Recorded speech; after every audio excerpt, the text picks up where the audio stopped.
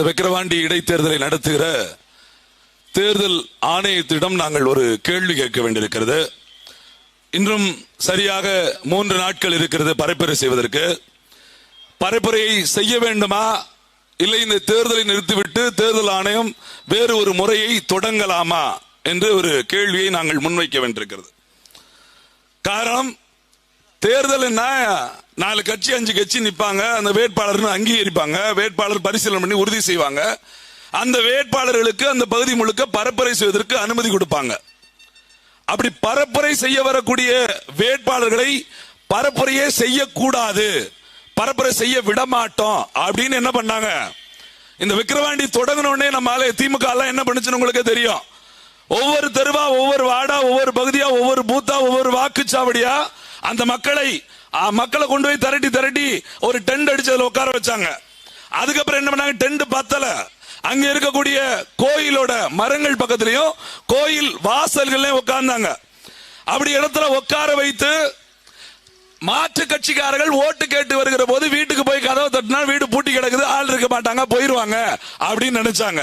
ஆனால் நாம் தமிழர் கட்சி அங்க பரப்புரை செய்கிற போது இவங்க திரட்டி வச்சிருந்தாங்க கோயில் வாசல்லையும் அங்க இருக்கக்கூடிய டெண்ட்லயும். அங்க நின்று மக்கள்கிட்ட ஓட்டு கேட்ட உடனே திமுக கொஞ்சம் பயம் வந்துருச்சு. ஆகா, அதுல ஒரு சில நல்ல அண்ணன் தம்பிங்க நேரடியாவே நம்மகிட்ட, தம்பி ஆளுக்கு 200 ரூபா கொடுத்து கூட்டு வச்சிருக்கோமே, பிசான்னு போங்க சீக்கிரம், நாங்க கூட்டு வச்சு நீங்க ஏன் ஓட்டு கேக்குறீங்க அப்படின்னு சைட்ல வந்து நம்மகிட்ட திடீர்னு வீடியோ ஆன் ஆயிடுச்சு வச்சுங்க, போங்க போங்க அப்படின்னு ஆரம்பிச்சிட்டு இருந்தாங்க.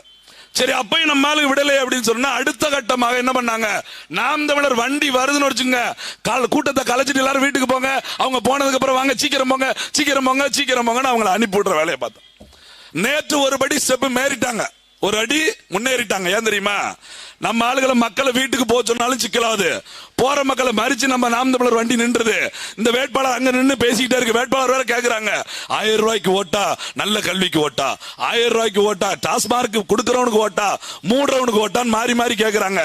என்னடா பண்ணலாம் நினைச்சிட்டு நேற்றைய தினம் முழுக்க விக்கிரவாண்டியில் என்ன தெரியுமா, எல்லா வார்டிலையும் கூட்டி வச்சிருந்தாங்க மக்களு.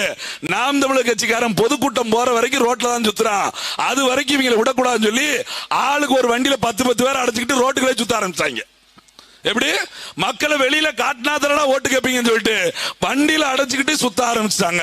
இன்னைக்கு ஒரு படிக்கு மேல, இன்றைக்கு 3 நாள் தான் இருக்கல பிரச்சாரம், அமைச்சர்கள் நேரடியா கள இறங்கிட்டாங்க. நேத்து வரைக்கும் அல்லக்கை இறங்கி இருந்தாங்க, இன்னைக்கு அமைச்சர்களே நேரடியா இறங்கிட்டாங்க. இந்த துறவி இருக்கு பாருங்க பக்கத்துல துறவி, அந்த துறவியில இப்ப கொஞ்ச நேரத்துக்கு முன்னாடி நாங்க பரப்புரை போயிருக்கோம்.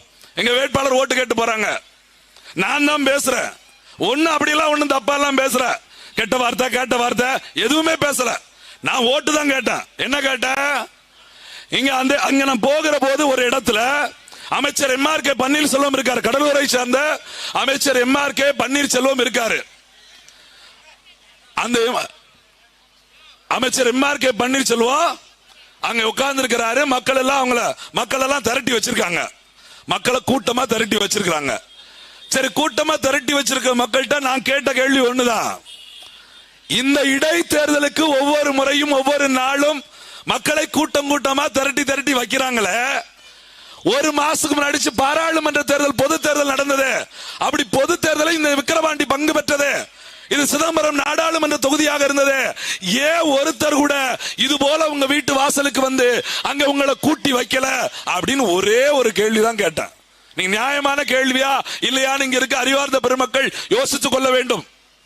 ஏன்னா இடைத்தேர்தல் வருகிற போது உங்க வீடு தேடி வந்து டோக்கன் கொடுத்து இந்த டோக்கனை 3 மணிக்கு கொண்டு வந்தாதான் உங்களை அங்க சேர்த்துக்குருவோம் அப்படின்னு மஞ்சள் கலர்ல SA அப்படின்னு ஒரு டோக்கனை கொடுத்த திமுக காரர் இருக்கா பாருங்க, அவங்களை புரிய வைக்கிறதுக்கு மக்கள்கிட்ட கேட்டோம், இடைத்தேர்தல டோக்கனை கொடுக்கிறவன் ஏன் பொது தேர்தலுக்கு உங்க வீட்டுக்கு வந்து நிக்கல, எதுக்கு டென்ட் அடிக்கல, எதுக்கு உங்களை கூட்டி வைக்கல, எதுக்கு 200 ரூபாய் கொடுக்கல, எதுக்கு டீ காபி கொடுக்கல அப்படின்னு கேட்ட உடனே பொங்குச்சு பாருங்க நம்ம ஆளுக்கு. யாரு, திமுக காரன் கல்ல தூக்கிட்டு ஓடி வந்துட்டான். இதுல வேற எங்க அண்ணன் MRK பன்னீர்செல்வம் வேற குடுன்னு ஒரு வண்டியில ஏறிக்கிட்டாங்க, பேசுற வண்டியில, எனக்கு கீழே இருந்தா தெரிய மாட்டாராம். நான் கேட்டேன், அண்ணன் MRK பன்னீர்செல்வம் அண்ணன் அமைச்சர் பன்னீர்செல்வம், நீங்க இருக்கிற போதே உங்க ஆளு ரவுடித்தனம் பண்றாங்களே, நீங்க இருக்கிற போதே கல்லெறிறாங்களே அப்படின்னு கேட்ட உடனே அவரு போயா போயா போயா போயா, அதே போயா உங்க ஆள்கிட்ட சொல்லியா, அதே போயா உங்க ஆள்கிட்ட சொல்லு, ஒரு ஓட்டு கேட்க வர இடத்துல வேட்பாளரை ஓட்டே கேட்க கூடாதுன்னு சொல்லக்கூடிய இந்த அரசியல் கலாச்சாரத்தை நாங்கள் வெறுக்கிறோம். நீங்க ஏழை விடு, தேர்தல் நடத்த வேண்டாம், ஏழை விடுங்க.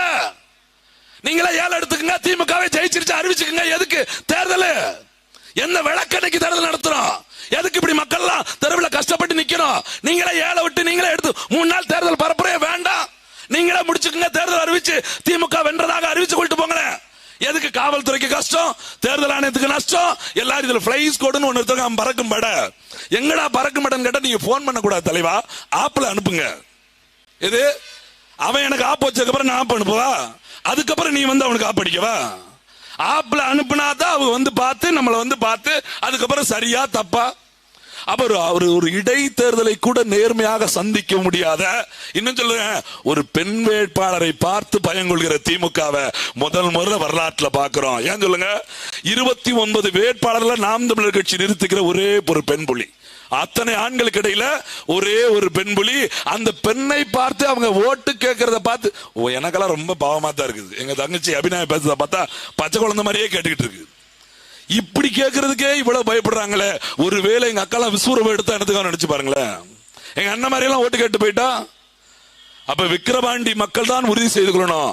ஓட்டு கேட்க வர்ற எதிர்த்த வேட்பாளர் இப்படி பண்றாங்கன்னா, நாளைக்கு ஜெயிச்சுட்டு உங்களுக்கு கொடுத்த வாக்குறுதியை காப்பாத்தல நீங்க கேட்டா உங்கள் மீதும் கல்லெறிவாளரா இல்லையா என்பதை சிந்தித்து பார்த்து வர்ற 10ஆம் தேதி நீங்க ஓட்டு போட செல்லும் போது உங்கள் மனசுல கல் எறிகிறவன் வேண்டுமா, கல் எறிகிற போது தடுக்கிறவன் வேண்டுமா என்று உங்கள் வாக்கை ஒலிவ பெட்டியில 2 பெட்டி, அது முதல் பெட்டியில 2வது சின்னமாக இருக்கக்கூடிய ஒலி வாங்கி மைக் சின்னத்திலே உங்கள் வாக்குகளை செலுத்துமாறு கேட்டு நன்றி. வணக்கம். நாம் தமிழர்.